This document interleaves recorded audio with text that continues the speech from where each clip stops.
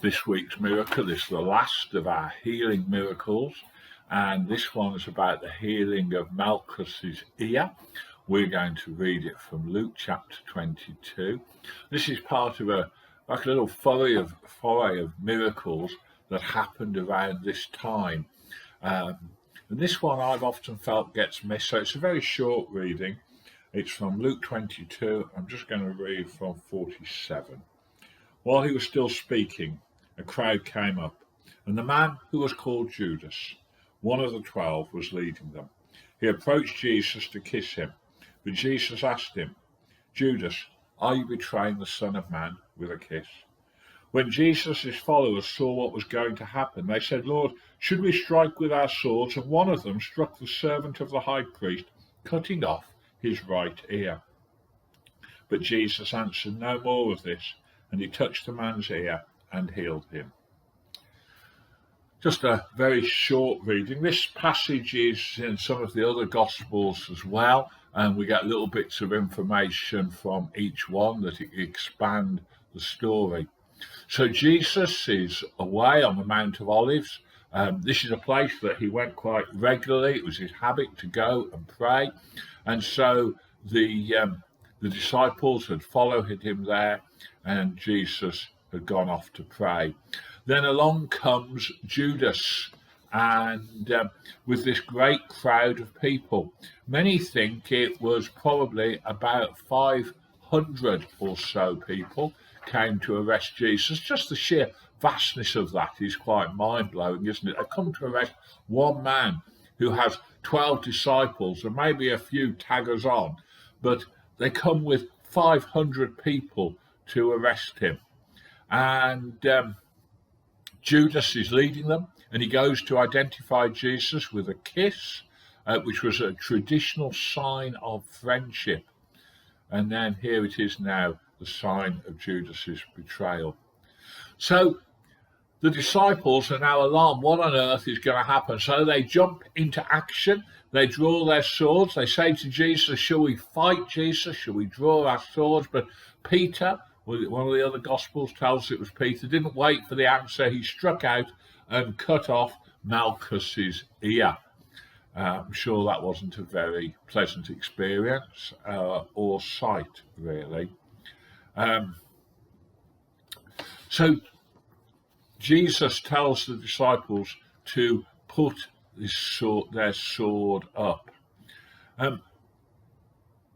Perhaps one of the reasons that Peter was so quick to swing his sword was because he felt threatened, so he was defending himself, so he was striking out. Perhaps he was striking out of love for Jesus and maybe even for protecting the other disciples.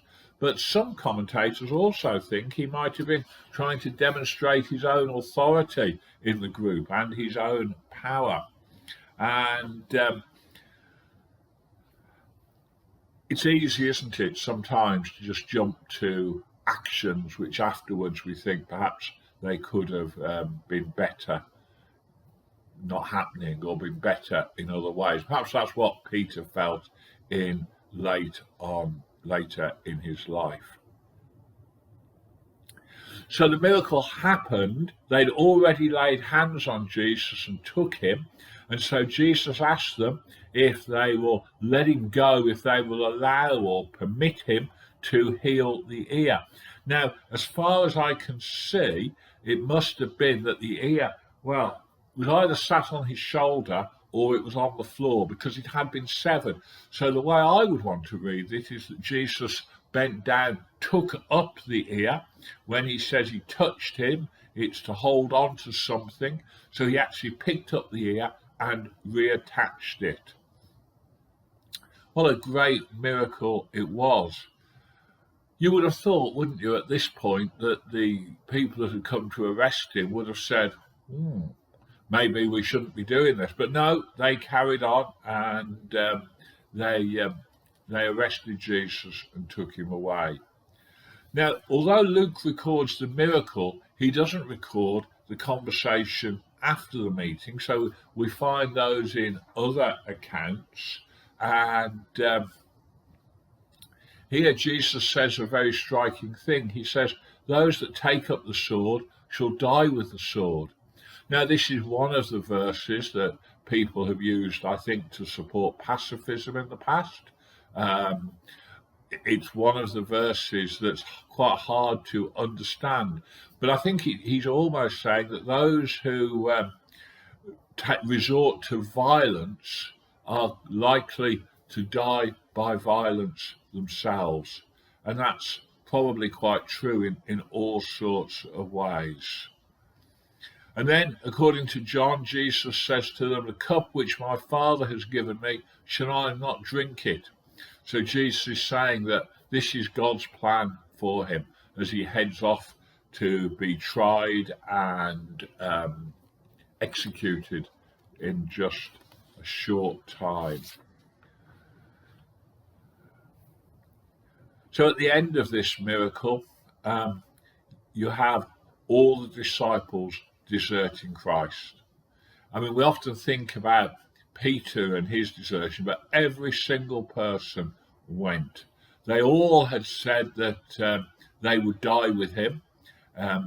Just a bit earlier, according to Matthew's Gospel, Peter said, "Though I would die with you rather than deny you." But the Bible says that all of the disciples afterwards said the same thing, and yet all of them deserted Christ.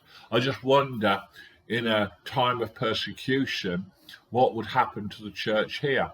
Do we think the church would stand fast, or do we think it would crumble away? In fact, is the fact that the church is crumbling away in the West part of the fact that of the changes that have come to society and to people's values, which are now not in keeping with the gospel?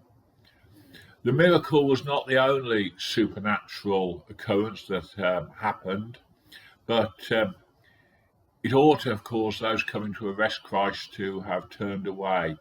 But it didn't. Even when they all went backwards and fell to the ground, even that didn't change their minds. Their hearts were hardened. They were not open to the word or the power of God. And as such, they led Jesus away to crucify him. I wonder what happened afterwards to Malchus. I wonder when, after Jesus was crucified and after he rose from the dead, I wonder if he became a believer, having witnessed firsthand the power and the mercy and the love of Christ. I like to think so, but there's no way of knowing. I'm sure we're going to find a few things in this passage to discuss.